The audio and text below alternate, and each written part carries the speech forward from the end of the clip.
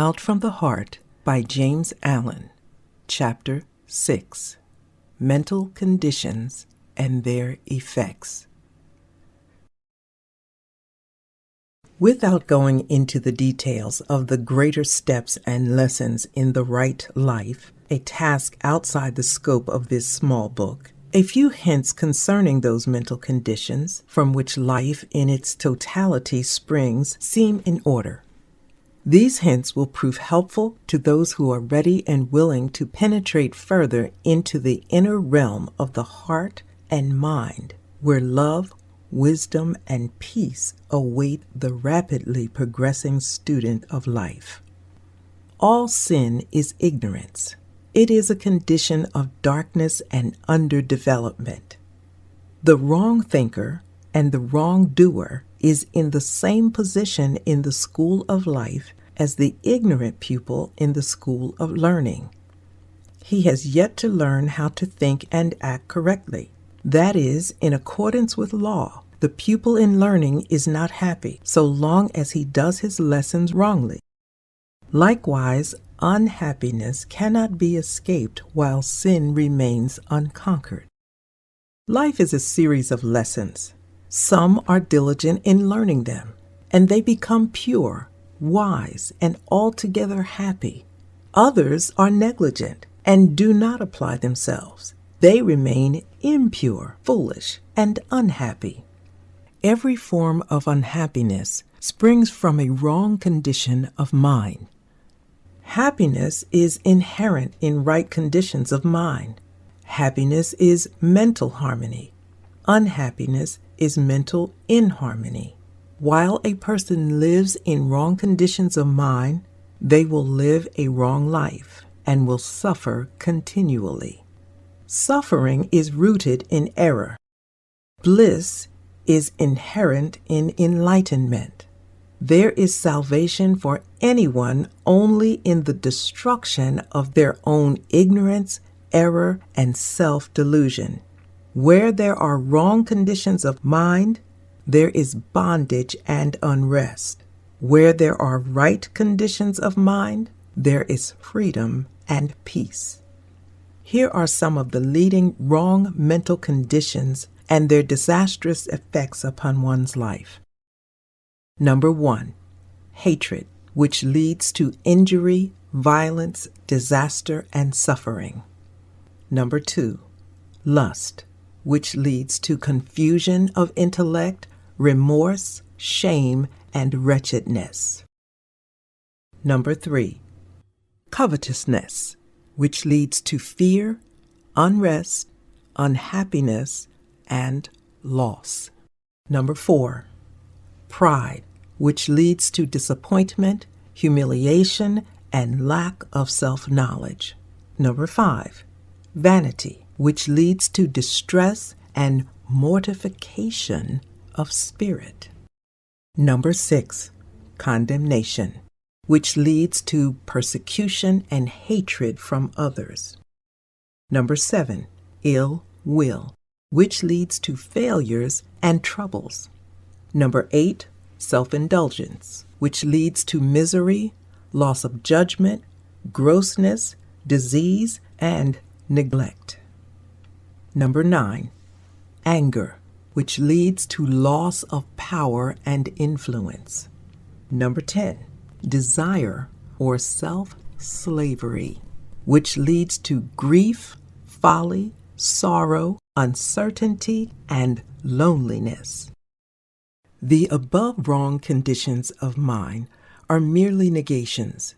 They are states of darkness and deprivation and not positive power. Evil is not a power. It is ignorance and misuse of good. The hater is he who has failed to do the lesson of love correctly, and he suffers in consequence. When he succeeds in doing it rightly, the hatred will have disappeared, and he will see and understand the darkness and impotence of hatred. This is so with every wrong condition. The following are some of the more important mental conditions and their beneficial effects upon one's life. Number 1, love, which leads to gentle conditions, bliss, and blessedness. Number 2, purity, which leads to intellectual clearness, joy, invincible confidence. Number 3, selflessness, which leads to courage, satisfaction, happiness, and abundance. Number 4, humility, which leads to calmness, restfulness, knowledge of truth. Number 5, gentleness, which leads to emotional equilibrium, contentment under all circumstances. Number 6, compassion, which leads to protection, love, and reverence for others. Number 7, goodwill, which leads to gladness and success. Number 8, self-control, which leads to peace of mind, true judgment, refinement, health, and honor. Number 9, patience, which leads to mental power and far-reaching influence. Number 10, self-conquest, which leads to enlightenment, wisdom, insight, and profound peace. The above right conditions of mind are states of positive power, light, joyful possession, and knowledge. The good man knows. He has learned to do his lessons correctly and thereby understands the exact proportions which make up the sum of life. He is enlightened and he knows good and evil. He is supremely happy, doing only that which is divinely right. The man who is involved in the wrong conditions of mind does not know. He is ignorant of good and evil, of himself, of the inward causes which make his life. He is unhappy and believes other people are entirely the cause of his unhappiness. He works blindly and lives in darkness, seeing no central purpose in existence and no orderly and lawful sequence in the course of things.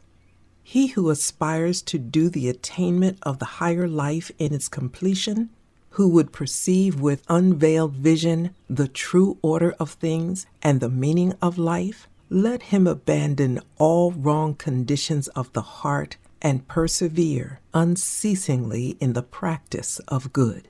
If he suffers, or doubts, or is unhappy, let him search within until he finds the cause, and having found it, let him cast it away.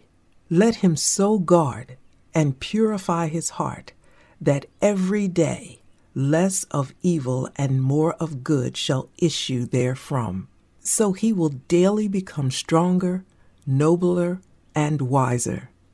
So will his blessedness increase, and the light of truth, growing ever brighter and brighter within him, will dispel all gloom and illuminate his pathway.